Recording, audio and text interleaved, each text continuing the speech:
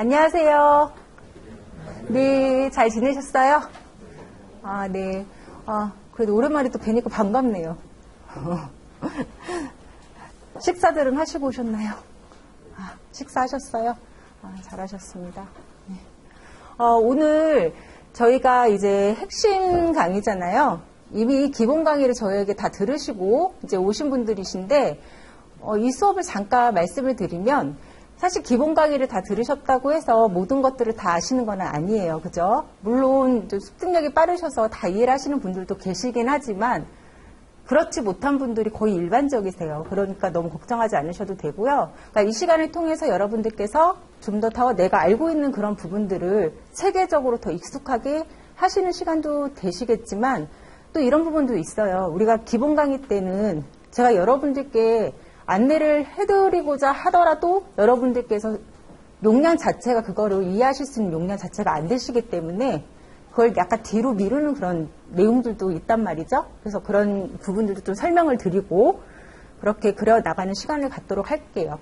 그러니까 어떻게 보면 우리 도화지 그림 그리는 거 똑같아요. 기본 강의 시간 때 우리가 스케치를 하고 사실 색칠 안 해놓으면 그림이 예쁜지 미운지 잘 모르시잖아요. 그런데 이제 이 핵심 강의 시간에 색칠하면서 그림의 완성도를 좀 높인다고 생각하시면 되고요. 그런데 여러분들께서 반드시 하셔야 될 게 있어요. 너무 뻔한 얘기긴 하는데 우리가 4주차 하더라고요. 4주차 동안 앞서서 공부하셨을 때는 어떻게 공부하셨는지 별 차이가 안 나실 수 있는데요. 같이 시작을 하셨음에도 불구하고 이제 확연하게 실력 차이가 드러나는 시기가 왔어요. 그게 이 시기예요. 나중에 보시면 아실 거예요. 나는 손도 못 대는 문제를 옆 친구는 스스스스 풀어나가는 분들이 계시단 말이죠. 그럼 그건 굉장히 멘붕이에요. 그러지 못한 분들한테. 그건 결국에 내가 뭔가 부족해서 내 머리가 말 그대로 따라주지 않기 때문이라기보다 요령이 없으실 수도 있고요. 공부도 어떻게 보면 요령이거든요. 요령이 없으셔서 그러실 수도 있지만 게을러서 그런 부분들이 커요. 제 경험치상 보면 그렇더라고요. 그래서 여러분들이 이 시기를 굉장히 열심히 잘 보내셔야지 8월에 오실 수가 있으세요. 사실 이건 좀 사담이 첫 시간이라서 저희 언니네 집 우체통에 새가 알을 낳는데 10개를 낳대요. 그래서 저희 자매들이 저희 집에 딸만 있는 집이라 막 카톡하면서 되게 좋아했거든요. 신기하다고. 어떻게 작은 몸이 알이 10개나 들어있냐? 막 이러면서 되게 좋아했었거든요. 근데 부화를 했어요, 걔네들이. 그래서 뭐 저희 언니가 몰래 그 동영상을 찍고 엄마 그 먹이 물어가지고 오는 사이에 그런데 어제 이사를 갔대요, 걔네들이.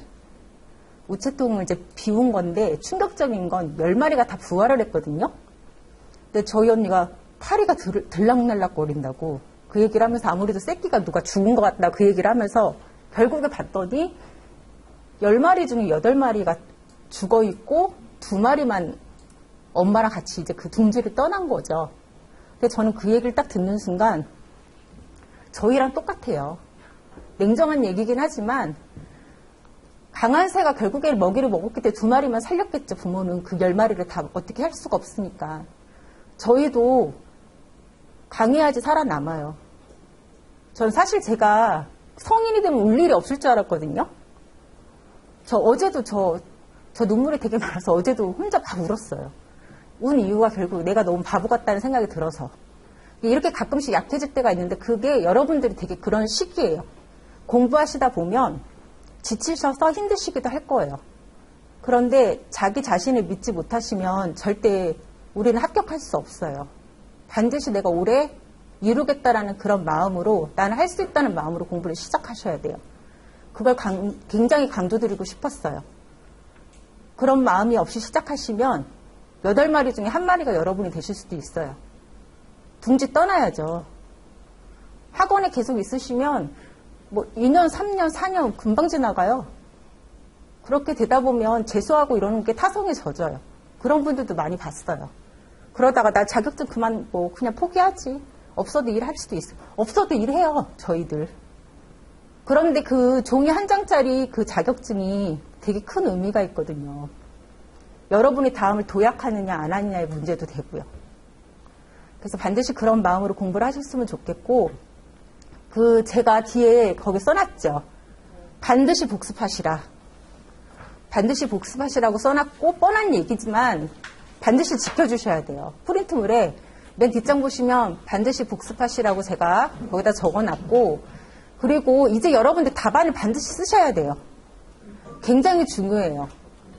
내가 그냥 대충 암기하고 머릿속에 이렇게 집어넣고 여러분들 연습장에다가 이렇게 써가면서 그렇게 하시는 게 문제가 아니라, 여러분들 시험지를 이제 구입을 하셔서 시험지가 부담스러우시면 줄 그어져 있는 노트에다가도 반드시 실제 답안처럼 써보시는 습관을 지금부터 들이셔야 돼요. 저희가 모의고사가 한 6월 중순정도 있죠. 그때 늦어요. 이미 전부터 쓰기 시작하셔야 된다고요. 그리고 올해 시험이 재수생들에게 되게 유리한 시험이에요. 우리 작년에 코로나 때문에 시험 8월에 못 봤죠. 그렇게 하고, 그리고 지금 8월 초예요. 사실 7월에 보는 거랑 똑같은 거죠. 8월의 첫날이니까. 그럼 여러분들은 답안도 제대로 안 써보시고 시험을 시작하시게 되면 당연히 뒤로 밀릴 수밖에 없어요. 그리고 제가 수험생들 답안을 보면 재수생 답안하고 동차로 이번에 도전하시는 분들하고 답안이 달라요. 확연히 달라요. 근데 중요한 거 가산점 있나요? 내가 첫 시험이라고? 그런 거 없잖아요. 같은 선상에서 그대로 해서 하는 거기 때문에 상당히 불리하다고요. 그럼 어떻게 하셔야겠어요? 남들 잘 때 자면 안 되고 이 안 물어야죠. 반드시 합격합시다. 그런 마음으로 하셔야 되고요. 정말 한 분도 도태되시지 않으셨으면 좋겠어요. 그런 마음으로 하셨으면 좋겠고, 저도 그런 마음으로 가르칠 테니까 열심히 따라와 주세요. 그래서 댁에 가시면 반드시 복습은 해주시되 그냥 막 하시는 게 아니라 이제는 그 답안에다가 쓰시는 부분들을 해주시고, 제가 기본 문제 풀이 시간에 말씀을 드렸어요. 답안에 그러한 부분들 깔끔하게 두 줄 쓰고 한 줄 띄우기 이런 부분들을 설명을 제가 드렸기 때문에 따로는 안 드릴게요. 그렇게 해서 답안 정리하시는 거 하시고, 약술은 사실 자본의 배책은 삼본과 의학에 비하면 사실 많이 외울 건 없어요. 그렇긴 하지만 삼보랑 의학이 워낙 암기할 게 워낙 많으셔서 걔네들을 한꺼번에 다 몰아서 하시면 여러분들 못하세요. 그러니까 얘네들은 달달달달 외워야 되는 게 아니라 그 키워드만 들어가면 되거든요. 그게 굉장히 중요해요. 많이 채우는 것도 중요하겠지만 채우는 것 이전에 키워드 들어가는 게 중요하기 때문에 문제집을 보시게 되면 제가 좀 굵은 걸로 이렇게 해놨을 거예요. 걔네들만 들어가게끔 여러분들이 암기를 하시면 되니까 책을 쓱쓱 보세요. 그러다 보면 어느 순간 머리에 들어와 있어요. 그리고 살은 시험장 당일날 가시면 초인적인 힘이 생겨요. 안 믿으시겠지만. 거기에서 막 글짓기 하세요, 그냥. 우리 시간 없으니까. 그렇게 해서 공부를 하시면 되는 거예요. 요령이라 말씀드렸어요. 그렇게 하시고, 답안은 반드시 쓰시고, 그리고 저하고 풀어봤던 문제는 쉬우실 수도 있는데요. 저하고 같이 안 풀고 단독으로 한번 풀어보세요. 그럼에도 쉬우면 잘하시는 거고, 그렇게 해서 거의 못하실 거예요. 그게 또 일반적이고 정상이에요. 그렇게 해서 공부를 하시면 되는 거예요. 아셨죠? 자, 이제 강의 시작하도록 할 건데, 저희 좀 기본적인 그런 내용에서 반드시 기억하고 계셔야 되는 기억하고 계셔야 되는 그런 내용들을 토대로 해서 공부를 할 거니까 여러분들 이미 알고 계신 내용들이어도 작년 시험에 너무 뻔한 내용인데도 불구하고 실수해서 다 틀리신 부분들이 있죠? 작년 기출 보신 분들은 아실 거예요. 실수 많이 하셨어요. 완전 기초적인 건데. 그런 부분들이 없도록 여러분들이 나 이거 알아. 그냥 대충 넘어가실 게 아니라 기본을 탄탄하게 하시면 출제자가 꼬아서 내도 여러분들 그거 푸실 수 있어요. 비껴나가지 않으니까 우리 그렇게 해서 공부하도록 하죠. 책을 교재에 PPT에다가 제가 페이지 수는 적어놨으니까요. 거기서 보시고 설명이 필요하신 거 있으시면 거기다 좀 적어놓으시고 그렇게 하시면 되고요. 거의 그냥 화면 보시면 될 것 같아요. 자, 보도록 하겠습니다. 자, 배상책임은 이제 너무 잘 아시죠? 배상책임 보험이 뭐죠? 피보험자가 지는 법률상 책임을 담보하는 보험이기 때문에 결국에 피보험자의 주머니를 한마디로 지켜주는 보험인 거예요. 이 부분은 이미 터득을 하셨을 거고, 법률상 책임에 대한 부분들은 분명히 그 근거가 존재를 해야 된다고 말씀을 드렸어요. 제일 기본이죠. 민법 제390조, 750조. 우리 390조는 어떤 관계에서 이루어져요? 맞아요. 불특정 그런 관계가 아니라 계약 관계예요. 그런데 거창할 것도 없어, 계약 관계라는 게. 대표적으로 사용자와 피용자, 이러한 계약 관계. 그리고 또 뭐가 있을까요? 우리 시험에 자주 등장하는 의사와 환자, 이러한 관계에서. 그리고 여러분들 지금 방금 전에도 계약 관계에서 이루어졌어요. 우리 학원. 그리고 오실 때 뭐 타고 오셨어요? 지하철 타고 오셨을 거 아니에요. 매일매일 그렇게 계약을 할 수가 없기 때문에, 그렇지만 다 운송으로 다 계약이 되어 있는 거예요. 그래서 지하철 사고 나서 좀 늦어지고 뭐 이러면 단체로 소송 들어가고 뭐 이러잖아요. 시간 연장돼가지고 나 그렇게 손해봤다고. 그런 부분들이 다 계약 때문에 이루어진 그런 부분들이라는 거죠. 그래서 390조 채무불이행 책임과 가장 기본적인 민법 제750조 책임을 우리가 들을 수가 있어요. 그래서 이런 부분들 이미 머릿속에 꽉 차고 계셨을 거라고 생각을 하고, 공통점과 우리 차이점을 보도록 할까요? 가장 기본이 뭐죠? 고의 가실. 그죠? 전제 조건이에요. 고의와 가실이 전제가 되어서 결국에 지는 책임이 뭐다? 민법 제390조와 750조의 결국 책임이에요. 자, 그리고 손해배상의 범위 여러분들 잘 알고 계실 것처럼 통상의 손해만을 담보를 하고 있죠. 그런데 아주 예외적으로 통상 손해외에도 해주는 것들이 있어요. 그런데 거의 없겠죠. 특별한 손해의 경우에는 채무자가 그 사정을 알았을 때 그러한 부분들만 예외적으로 적용을 하고 있다. 페이지는 19페이지예요. 문제집. 가실상계 적용하죠. 가장 기본이에요. 기본. 가실상계는. 당연히 공평의 원칙에 위배되겠죠. 가실상계를 하지 않으면. 그런데 우리가 이제 앞서서도 배우시게 되면 가실상계를 하지 않는 경우도 있어요. 그죠? 특별법에 의해서. 그런 경우를 제외하고는 기본은 가실상계를 적용을 한다. 대의는 너무 잘 알고 계시죠? 제가 만약에 선생님의 안경을 잘못해서, 선생님 안경 20만 원짜리인데 제가 잘못해서 깨뜨린 거죠. 그래서 20만 원 제가 손해배상을 다 했어요. 그럼 그 안경 누구 거죠? 20만 원 다 드렸으니까 그 안경 이제 저한테 권리 있잖아요. 그죠? 주시기 싫으세요? 그런 부분들, 그게 다 이제 대의가 되는 거죠. 결국에 이러한 공통점이 있는 반면에 그 차이점은, 자, 우리가 그 차이점을 보시게 되면 그 입증 책임에 대한 부분들이 있어요. 우리 390조는 누가 입증을 해야 된다고 말씀드렸어요? 390조 입증 책임은, 네, 맞아요. 채무자가 내가 이러한 부분에 있어서 상대로 뭐 인해서 내가 채무를 제대로 이행할 수 없었던 그런 부분들을 뭐 반증을 한다든지 그런 부분들이 있어야 돼요. 그렇지만 이제 사실 그게 쉽지는 않겠죠. 입증 책임 문제 때문에 여러 가지가 이렇게 생기고 있으니까. 그리고 불법행위 책임의 경우에는 피해 당사자가 입증을 해야 되는 그 차이가 있어요. 그리고 또 다른 차이는 우리가 소멸시효예요. 사실 이제 채무불이행 책임인 경우에는 상사채권은 5년이고 일반 채권은 10년인데 좀 쉽게 표현을 하면 우리가 계약관계에서 A와 B가 있는데 A와 B 중에 한 명이라도 상인이 들어가 있다면 그건 상사채권이에요. 그래서 소멸시효는 5년이지만 상인이 아닌 그냥 개인과 개인이면 그때는 일반 채권 10년으로 소멸시효가 적용이 되고 있어요. 그리고 우리가 민법 750조 같은 경우에 불법행위 책임은 가해자를 한 날로부터 3년, 불법행위를 한 날로부터 10년. 먼저 도래하는 게 먼저 되는 거고요. 이 차이만 있다라는 부분들을 좀 기억을 하고 계시면 되겠습니다. 자, 뭐 거기 교재에 보시면 뭐 태아에 대한 그런 부분들 뭐 있는데 그건 참고만 하시고요. 이게 포인트니까 이 부분만 기억을 하고 계시면 돼요. 자, 우리 특수불법행위 책임. 가만 봤더니 우리가 민법 제750조상의 그런 책임 속에서 보면 입증 책임에 대한 부분들을 피해자가 하고 있기 때문에 피해자가 실제 손해를 입었음에도 불구하고 배상을 못 받는 경우가 비일비재하게 일어난다고 말씀을 드렸어요.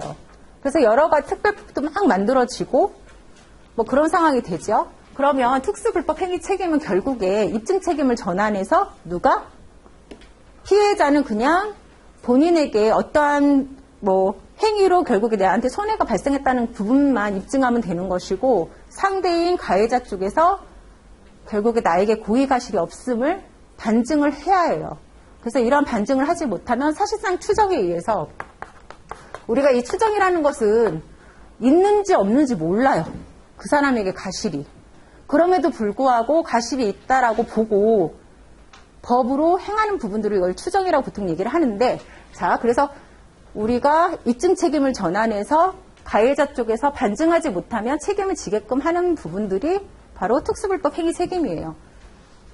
이건 다 달달달달 외우셔야 돼요. 우리가 이게 아마 16년도? 한 6년 전에 약술로 나왔을 거예요. 그런데 약술을 또다시 내지는 않겠죠. 그렇게 나오지는 않겠지만 어떤 행위와 관련돼서 그런 부분으로 해서 뭐 755조 상의 이러한 부분들에 대한 책임을 연결시켜서 설명하시고 이렇게 나올 수도 있고 뭐 이렇게 되겠죠. 755조부터 우리가 760조 상에 대한 부분들은 여러분 반드시 암기를 하고 계셔야 됩니다. 그리고 답안에 뭔가 쓸 때 우리는 서술형 시험이기 때문에 뭔가 적어야 될 거 아니에요. 딸랑 이렇게 해서 막 755조 이것만 이렇게 적을 수는 없으니 거기에 부연성명을 뭔가를 달아야 될 때 이런 부분들도 필요하기 때문에 내용에 대한 부분들을 기억을 하고 계시고 당부드리는 거 제가 말씀드렸죠. 755조가 사용자 책임인지 예를 들어서 감독자 책임이 생각이 안 나면 엄한 거 적으시면 감점되니까 차라리 그냥 755조만 적고 뭐 감독자 책임만 적으시고 이렇게만 하시라고. 근데 가끔씩 틀리셔가지고 756조인데 뭐 도급인의 책임을 넣는다든지 이렇게 하시는 경우가 있어요. 그럼 감점 사유가 되니까 그건 지혜롭게 행동을 하셔야 돼요. 자, 755조 보도록 할까요? 753조 또는 754조에 따라 책임이 없는 경우에 그를 감독할 법정 의무가 있는 자가 그러한 책임을 진다라는 거죠. 그래서 755조는 감독자 책임이에요. 그리고 756조는 타인을 사용해서 사무에 종사하게 한 자가 결국에 피용자가 지는 책임을 지는 건데 사용자인 내가 다른 사람을 고용해서 그 사람에게 직접적으로 피해를 줘서 지는 책임이 아니라 내가 고용한 근로자가 동료 근로자나 제3자를 피해를 줬기 때문에 그 자에 대한 부분들로 내가 선임 감독을 제대로 하지 못한 부분들을 지는 게 756조 책임이에요. 이해되시죠? 그리고 757조. 원래 도급인은 도급계약에 있어서 책임이 있어요, 없어요? 원칙은 없어요.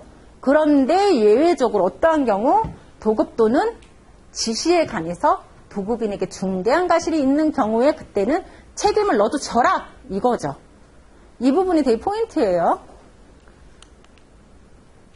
758조는 공작물의 설치 또는 보존의 하자로 제3자가 다친 경우 아니 뭐 손해를 입은 경우 그러한 경우에 첫 번째로는 누가? 점유자가 그렇죠. 점유자가 1차적으로 책임을 원래 지게끔 되어 있어요.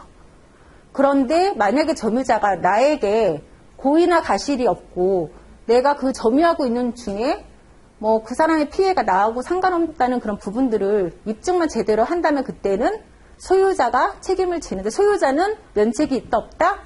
없어요. 면책 요건이 없어요. 그래서 결국 점유자가 책임을 1차적으로 지는데 점유자에게 책임이 없다면 그때는 소유자에게 그 책임이 된다라는 부분들. 그리고 민법 제759조의 경우에는 동물의 점유자 책임이에요. 점유자와 여러분 소유자하고는 달라요. 그래서 대부분이 동물을 점유하고 있는 자가 점유자이면서 거의 소유자죠.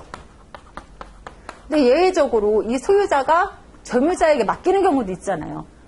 그래서 점유자가 반드시 소유자와 일치하지는 않아요. 그런데 759조 상의 책임은 점유자에게 지우는 책임이에요.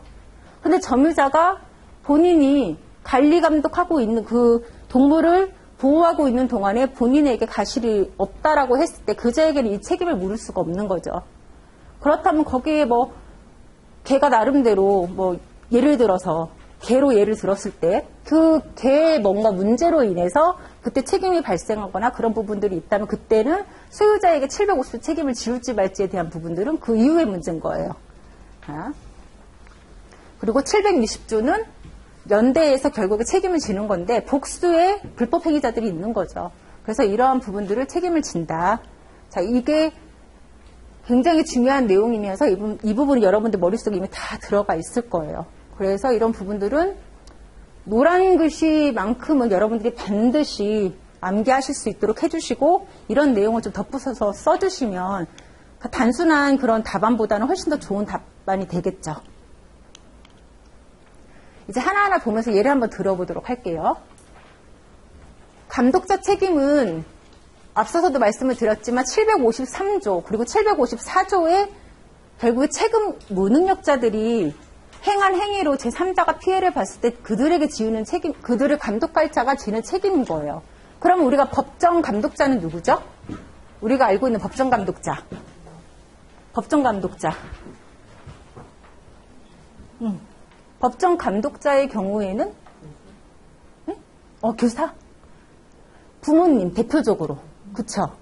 부모님이 가장 대표적일 것이고 또 우리가 뭐 후견인 이런 부분들. 그리고 대리감독자가 있어요. 대리감독자는 말씀하신 것처럼 선생님께 말씀하신 것처럼 교사. 그리고 그런 교육기관에 보호할 사람들. 이런 부분들이 감독자가 되는 거죠. 그래서 결국에 이자들이 이 753조와 754조 상으로 지금 책임 무능력자들에게 결국에 그들이 발생시킨 부분들에 대해서 그 책임을 전가하는 게 아니라 결국 이 자들 자체의 문제인 거예요. 내가 관리 감독을 제대로 하지 못한 이 사람들의 책임이 되는 거죠. 우리가 753조는 변식할 지능이 없는 미성년자인데 뭐 이게 중요한 나이는 아니지만 우리가 형법에서는 14세 이상이면 우리가 처벌을 받게 되어 있지만 민법은 특별하게 그렇게 규정이 되어 있는 게 아니라 딱 연령대가 정해져 있는 게 아니라 판례에 따라 조금씩 달라요. 그래서 보통 한 12세에서 14세 인정을 하고 있거든요. 그런데 저는 개인적으로 더 낮춰야 된다고 생각을 해요. 예전에 12세, 14세가 아니에요. 요즘 아이들은. 그래서 결국 어쨌든 이런 감독자 책임을 진다. 이런 부분들이 있고요. 예를 한번 들어볼게요. 홍길동이 딸 홍씨가 베란다 밖으로 물건을 자꾸 던지는 거예요. 근데 이제 이게 습관처럼 이렇게 됐는데 말렸겠죠. 그러다가 또 그럼에도 불구하고 아이가 뭐 부모님 눈에 피해서 휙 던졌겠죠. 그래서 밑에 있는 행인의 머리에 떨어지면서 결국 이 행인이 상해를 입었어요. 어떤 책임이 발생을 하는지 너무 이제 여러분들 잘 적으실 수 있으시죠. 근데 머릿속으로는 이게 정립이 되시는데 이걸 글로 쓰는 게 쉽지가 않아요. 반드시 써보셔야 돼요. 댁에 가셔서. 그래서 그게 중요해요. 답안 쓰는 게. 자, 보시면 결국에 책임 능력이 없는, 책임 능력은 뭐라고요? 행위의 결과를 변식할 능력을 말하고 결국에는 이러한 책임 능력이 없는 자가 지는 책임에 대한 부분들을 결국 감독자가 관리 감독을 소홀히 했기 때문에 지는 그런 책임이 되는 거예요. 그래서 결국 홍 씨가 발생시킨 사고는 그의 부모가 책임을 당연히 져야 되겠죠. 실제 사건이기도 하잖아요. 벽돌로 밑에서 고양이 밥 주고 있는 아주머니 꼬마가 던져서 그 아주머니 사망했잖아요. 실제 이거 사건이죠. 그 아이한테 뭘 책임을 하겠어요. 걔가 경제적으로 능력 있는 아이도 아니고.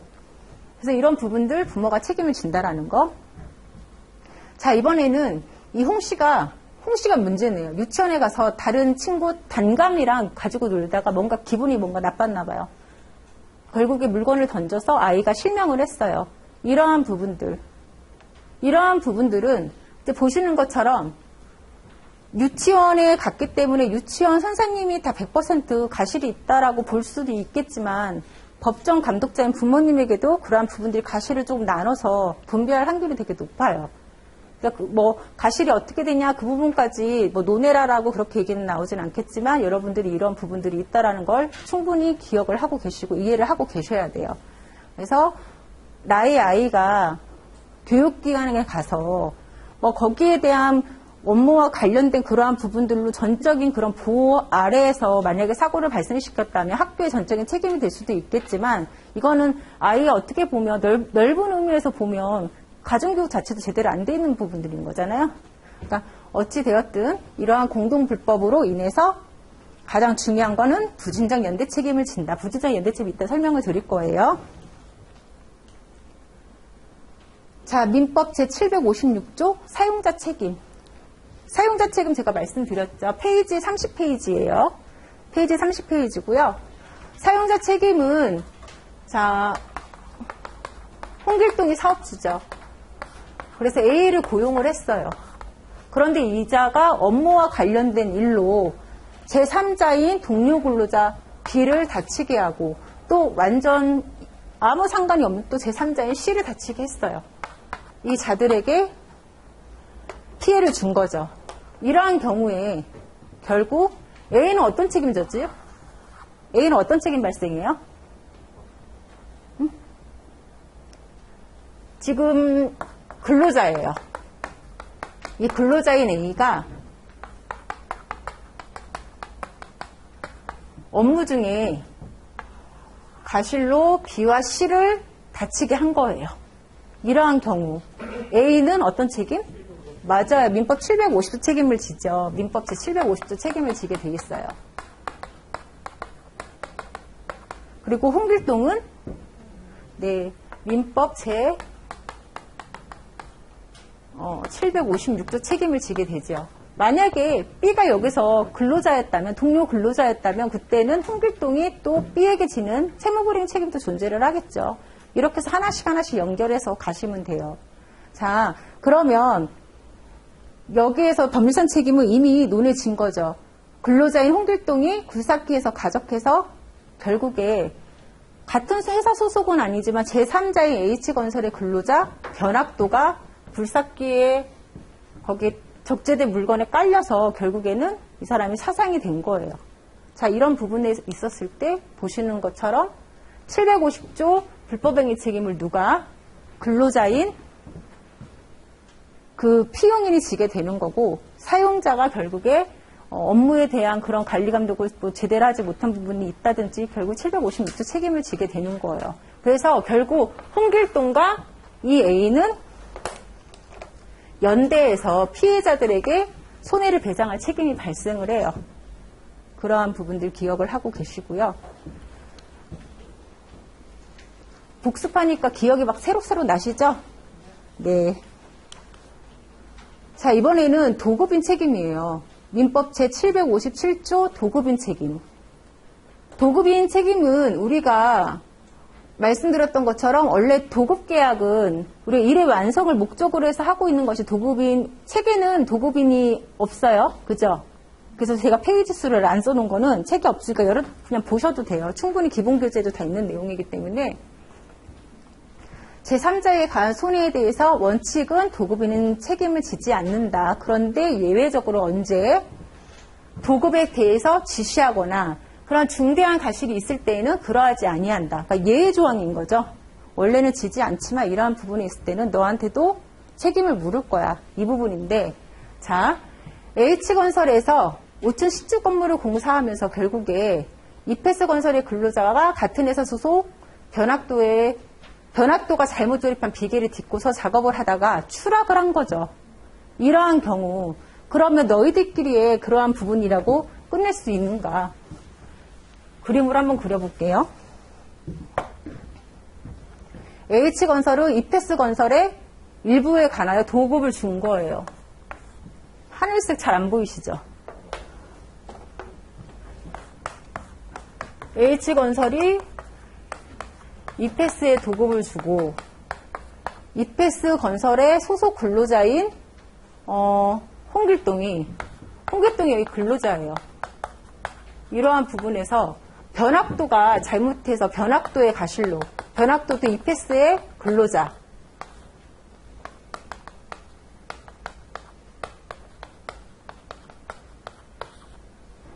이자의 과실로 인해서 홍길동이 사상이 된 사안이에요. 그럼 여기서도 앞서서 우리가 공부했던 거 책임 다 전가시킬 수 있으시겠죠. 변학도는 민법 제750조가 발생을 할 거고, 그죠? 그리고 이페스는 사용자이기 때문에 756조 책임이 발생을 또 할 거고.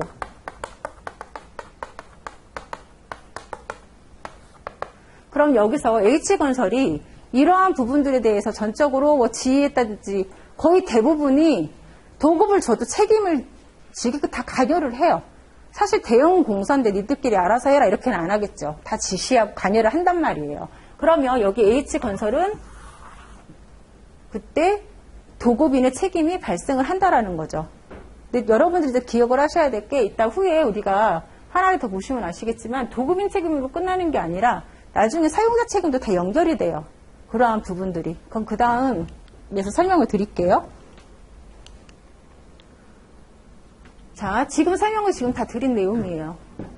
과실로 인해서 결국에 도급인 책임이 발생을 한다. 자, 여기가 키포인트인데 이와 더불어서 도급인이 수급인의 일의 진행 및 방법에 관하여 구체적으로 지휘감독권을 유보한 경우 도급인과 수급인의 관계는 실질적으로 사용자와의 그런 관계는 아니지만 사용자와 피용인의 관계가 거의 흡사하다는 거죠.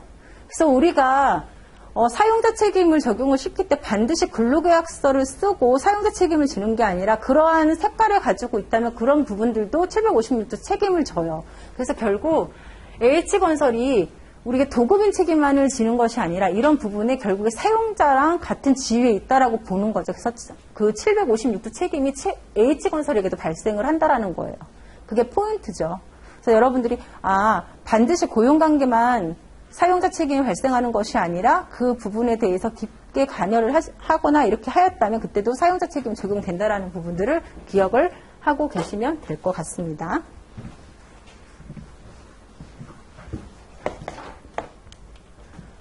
공작물 책임 볼까요?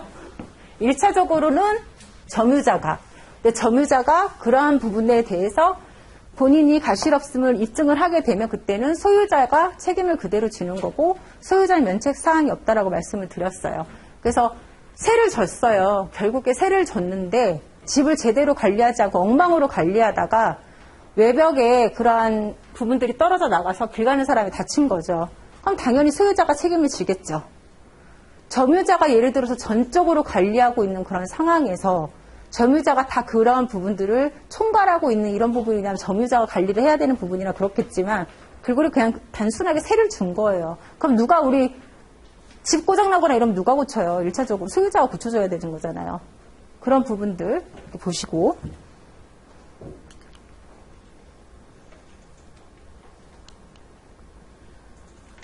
자, 이제 동물의 점유자를 한번 보도록 할게요. 동물의 점유자를 이제 보시게 되면 이 부분 하나 볼까요? 잠깐만. 자, 우리 동물의 점유자를 보시게 되면 페이지 45페이지예요. 이게 우리 동물 점유자 책임이 작년 시험에 나왔어요. 작년 시험에 우리가 동물 점유자가 나왔고 작년 시험에 나와서 그 소유자가 출장 간다고 아마 강아지를 맡겼을 거예요. 친구에게. 그래서 거기에 대한 부분들 일배책에서 어느 일배책으로 나가느냐 그게 문제였거든요. 근데 이게 또 나오지는 않겠지만 그 법이 하나 늘어났어요. 그 우리가 걔네들 그 맹견. 그래서 보험을 의무적으로 가입을 해야 되는 상품이 하나 늘어났거든요.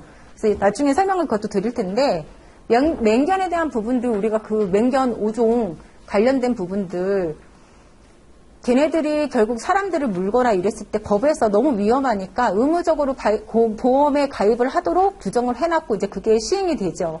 그래서 이런 부분들은 작년에 사실 시험에 나와서 얘가 또 나오기는 사실 그렇긴 하지만 관련된 법이라든지 보험 상품에는 나올 수가 있어요. 물론 그 모든 강아지들이나 이런 부분에 다 포함된 건 아니고 특정 몇 종에 의한 부분들이긴 하지만 유심히 보실 필요는 있다라는 거죠. 이런 법적 내용에 대한 부분들이 아닐지라도. 그래서 동물의 점유자는 앞서도 제가 설명을 드렸지만 소유자랑 점유자 반드시 일치하는 것은 아니다. 그런데 이 책임은 누가 지는 거다? 점유자에게 지우는 책임이다. 근데 점유자가 내가 점유하고 있는 동안에 과실이 없었던 경우에는 그때는 그 상황에 대해서 사안마다 다르겠죠. 왜 그 개가 제3자에게 피해를 주기까지 어떠한 과정이 있었는지 개를 흥분시켰다든지 가만히 있는 멀쩡한 개를 그 상대가 약을 올렸다든지 이러한 경우에 그때는 민법상의 그런 책임이 좀 경합하는 부분들도 있겠죠. 네가 실이 많은지 아니면 너가 물려두싼 행동을 했는지 그런 부분에 대해서 다 이제 그때는 그 입증 책임에 대한 부분들도 있겠죠. 근데 제가 엊그제 라디오를 들었더니 그 애견 카페에서 소형견하고 대형견하고 이렇게 구분해가지고 분리해서 이렇게 관리를 하나 보더라고요. 큰 개들이 와서. 근데 그 개종이 그게 미트버그 걔 굉장히 순하잖아요. 근데 걔가 점프를 해서 작은 개 있는데 가가지고 걔를 물었나 봐요. 라디오에 이제 그게 나오면서 그러한 부분과 그 카페에서는 그렇게 높게 만들었는데 결국에 그거겠죠. 니네에게 별나서 거기를 뛰쳐 올라가 점프까지 해서 여기 와서 침범해서 나는 가실이 없다라고 그런 부분들인 거고, 만약에 그런 부분들이라면 그러니까 거기 그런 게 경합을 하는 거죠. 이게 점유자의 책임인지 별난 그 개를 끌고 온 소유자의 책임인지 그러한 부분들이 있을 것인데, 그러한 사안들도 발생할 수 있다라는 거죠. 자, 그래서 점유자는 결국에 소유자랑 점유자가 일치 반드시 하는 것은 아니다라는 부분들을 좀 기억을 하고 계시고, 이미 이제 시험 문제 이해가 나왔기 때문에 또 나오지는 않겠지만 어쨌든 의무보험으로 가입해야 하는 그런 상품이 있으니까 그건 반드시 좀 암기를 하고 가시자 이거죠. 이건 넘길게요. 자, 우리 공동불법 행위 책임은 결국에 단수가 아니라 공동불법 책임을 진다라는 건 결국에 복수의 행위자가 있다라는 부분이에요. 대표적으로 뭐가 있을까요, 여러분들? 여러분들 공부하시는 거, 제 과목 말고. 자동차 보험. 대표적이잖아요. 대표적으로 자동차 보험. 운전자, B, 승계. 상대방 자동차, 운전자 C. 각각의 50% 가실, 예를 들어서. 그럼 B는 A에게도 청구할 수 있고 C에게도 청구할 수 있죠. 허구한 윤석열 강사한테 배우시잖아요. 대표적으로 공동불법 책임이 이거예요. 연대에서 책임을 져야 되는 부분들. 이러한 부분들이 있고, 우리 앞서서 말씀드렸던 거, 민법 제750조 책임을 피용인이 본인의 가실 있는 피용인이 지고, 누가 져요? 사용자가 756조 지고. 이러한 부분들 다 이것도 연대에서 책임을 져야 하는 거고, 아까 그 홍씨네, 그 유치원에서 발생한 거, 그 법정 부모님하고 거기 있는 선생님들하고 유치원 측하고 결국에는 연대에서 책임을 져야 되는 부분들, 이게 다 결국에 공동불법 행위자의 책임이 되는 거죠. 이러한 부분들로 봤을 때, 자, 지금 예시는 지금 말씀드린 거 그거예요. 뭐 잠깐의 시간차를 두고 발생한, 반드시 시간차를 두고 발생한 사고가 아니라 일반적인 교통사고 사고 대부분이 다 그렇죠. 시간차를 두고 발생하는 사고는 뭐가 있어요? 이런 경우 있어요. 차 한 대가 지나가서 사람 빵 쳤네요? 그리고 뒷차가 사고 바로 그냥 차간 거리 안 두고 따라오다가 그 사람을 또 친 거예요. 결국에 피해자가 사망했어요. 누가 죽였을까요? 모르죠. 그런 부분들에 대해서 이제 경합을 하는 거죠. 그 사망 사건에 대한 부분들. 그리고 좀 전에 말씀드렸던 거, 홍신의 그 사건. 그리고 업무 중 근로자가 발생시킨 사고랑 사용자가 함께 져야 되는 피해자에게 지는 그러한 책임들, 이러한 부분들도 있고요. 우리가 지금 공부했던 그 모든 것들이 다 공동불법 행위 책임인 거예요. 특수불법 행위 책임에서. 자, 그러면 우리가 부진정 책임과 연대 책임 되게 많이 들어보셨잖아요. 근데 그 차이를 좀 알고 계신가요? 내관상으로 봤을 땐 차이가 거의 없어 보여요. 차이가 거의 없는데, 부분은 그래도 구분을 짓고 넘어가기 위해서 설명을 드리도록 할게요. 자, 우리가 연대채무에서 가장 중요한 포인트는 얘예요. 주관적으로 공동관계가 있어야 돼요. 이게 부진정과 연대의 가장 차이예요. 외관상 봤을 땐 표도 안 나요. 결국은 복수의 자가 책임을 져야 되는 부분도 동일하고, 그리고 여기 보이시죠? 한번 쭉 읽어볼까요? 수인의 채무자가 동일한 내용의 급부에 관하여 각각 독립하여 전부의 급부를 이행할 의무를 부담을 하는데, 그때 1인의 채무자가 전부의 급부를 하면 모든 채무자가 채무가 소멸하는 다수 당사자의 채권을 말한다. 어려워요. 뭐라고 얘기하는지. 그죠? 그러니까 어쨌든 제일 중요한 것은 주관적 공동관계가 있냐 없냐의 문제인 거예요. 그래서 대표적으로 봤을 때 예시를 좀 들어드리면 훨씬 쉬우실 거예요. 나랑 홍길동이 동업을 해요. 근데 우리가 업무로 인해서 뭔가 손해를 끼쳤어요. 그때는 나도 대표고 홍길동도 대표죠. 이런 주관적인 우리가 공동관계에 있는 이러한 관계에서 채무자에게 결국에, 채권자에게 이제 우리가 채무를 이행을 할 때 우리는 그때는 연대채무의 그런 관계로 있다고 보시면 돼요. 그리고 또 대표적으로 공동차주. 차주가 공동인 경우도 있잖아요. 단독으로 내 소유로 되어 있는 경우도 있지만 대부분이 근데 공동차주인 경우는 어느 경우예요? 거의 공동으로 차주를 만드는 경우에는 받으려고 가족 중에 장애 있으시거나 이런 분들 할인 받으려고 공동으로 많이 하잖아요. 그런 경우도 있고. 자, 일상가사에 관한 그런 부부의 책임은 뭐 지금은 현실적으로 이런 거 별로 없을 것 같기는 하지만 뭐 우리가 예를 들어서 식료품을 뭐 구매한다든지 이랬을 때 내가 쌀을 사갖고 왔어요. 그런데 외상을 내가 한 거죠. 근데 그걸 전적으로 내 책임으로 볼 수 있냐는 거예요. 식구들 다 먹이려고 그런 거잖아요. 그럼 결국에 이러한 부분들은 나랑 내 남편이 같이 책임을 져야 되는 이런 부분들, 그러니까 주관적인 그러한 공동의 그런 부분들이 있을 때 이러한 채무가 바로 연대 채무예요. 그렇다면 우리가 부진적 연대 채무는 반대로 이게 포인트라고 말씀을 드렸으니까 결국에 주관적인 그런 공동관계가 아니라는 거예요. 그럼 자기들의 그냥 가실에 대한 부분들을 책임을 지는 거죠. 자기들이 그냥 가실에 대한 부분들을.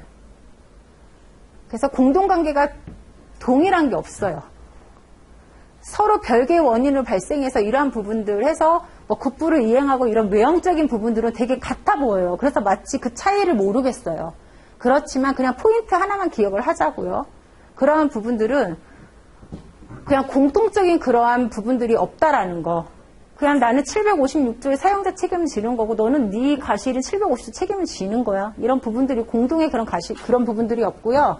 가장 또 중요한 건 구상권도 발생하지 않는다라는 것이 원래 전제 조건이지만 실무에서는 어때요?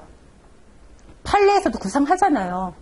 내 가실이 100%가 아니고 50%인데 피해자에게 전액을 다 손해배상을 했다면 가실 있는 다른 사람에게 그만큼 청구하잖아요. 그죠? 뭐 법에서는 이렇게 부진정 연대채무의 관계는 자기들끼리 주관성이 없기 때문에 결국에 구상도 하지 말라는 것이 원칙이지만 실무나 판례에서는 다 구상을 하고 있다. 이 정도의 내용만 그냥 기억을 하고 계시면 됩니다. 이 부분은 그냥 여러분들이 우리가 부진정 연대채무 그리고 부진정 연대채무에 대한 부분들은 약술로도 아마 최근에 나왔을 거예요. 제가 몇 년도인지 기억은 안 나는데 재작년이나 이 정도에 나왔을 거예요. 그래서 이런 부분들이 도대체 연대채무가 뭐고 부진정 연대채무가 뭔가 외관상으로 봤을 때 모르겠어요. 별 차이가 없어요. 그런데 어쨌든 가장 중요한 거는 주관적인 공동관계가 있냐 없냐 그런 부분들이라는 거죠. 자, 거기에 대한 예시는 아까 말씀드렸던 것처럼 이런 부분들이 들어간다. 그래서 거기 아마 우리 시험 문제 그거였을 거예요. 부진정 연대채무에 관한 예시를 들어봐라. 그럼 여러분 불법행위 책임에서 발생할 수 있는 거 우리 배운 거 특수불법행위 책임이 있는 거 그거 다 적으시면 돼요. 그게 답이었어요. 그러한 내용들로 해서 공부를 하시면 되겠습니다. 자, 이게 너무 일반적이고 상식적인 부분인데 이게 기초가 안 돼 있으시면 나중에 손해 산정하고 했을 때 맨날 헷갈려 하시는 이 부분이에요. 이거 너무 기초적인 내용 이렇게만 하시면 여러분들 되게 쉬우실 거예요. 자, 공동불법 행위자의 행위로 피해를 본 피해자가 결국에 손해배상을 청구할 때 어떻게 하죠? 자, 사고는 식당을 방문한 갑의 자녀가 뛰어다니는데 제재를 안 한 거예요, 부모가. 그래서 결국에 일하시는 아주머니랑 부딪혀서 찌개가 엎어지면서 피해자가 화상을 입은 그런 사고예요. 그러면 갑의 자녀이기 때문에 결국 보호 감독을 하고 있는 갑이 민법 무슨 책임? 제 55조. 감독자 책임을 져야 할 것이고, 그리고 보세요. 엎어졌죠. 서빙을 하다가, 근데 이 사람들 100% 가실을 뭐 잡아낼 수는 없지만 가까이 가실을 50%를 하자고 했으니 서빙을 보고 있던 결국에 A가 민법 제 750조의 책임을 지겠죠. 이러한 부분들. 자, 그래서 홍길동이 손해액이 1,000만 원이었다면 홍길동은 자기가 그냥 마음에 드는 사람한테 청구하면 돼요. 갑에게 청구해도 되고 A에게 청구해도 되고 우리가 일반적으로 식당에서 발생한 사고니까 식당에다가 청구할 확률이 높겠죠. 그러면 1,000만 원 다오. 이렇게 1,000만 원을 받게 되면 A는 자기의 가실을 뺀 50%의 나머지 부분을 갑에게 또 청구를 하겠죠. 이게 가장 기본 원칙이고 이렇게 되어지는데 얘가 보험만 들어가게 되면 여러분들이 막 헷갈려 하시는 거죠. 보험에서 결국에 A가 가입한 보험으로 보상을 하게 되면 A가 가입한 보험사에서 갑의 보험사로 피보험자의 권리를 대의해서 청구를 하겠죠. 그런 원리로 되어져 있다라는 부분들을 여러분이 기억을 하고 계시면 됩니다. 자, 저희 한 8시 10분까지 하셨다가 가실책임과 무가실책임 공부하도록 할게요.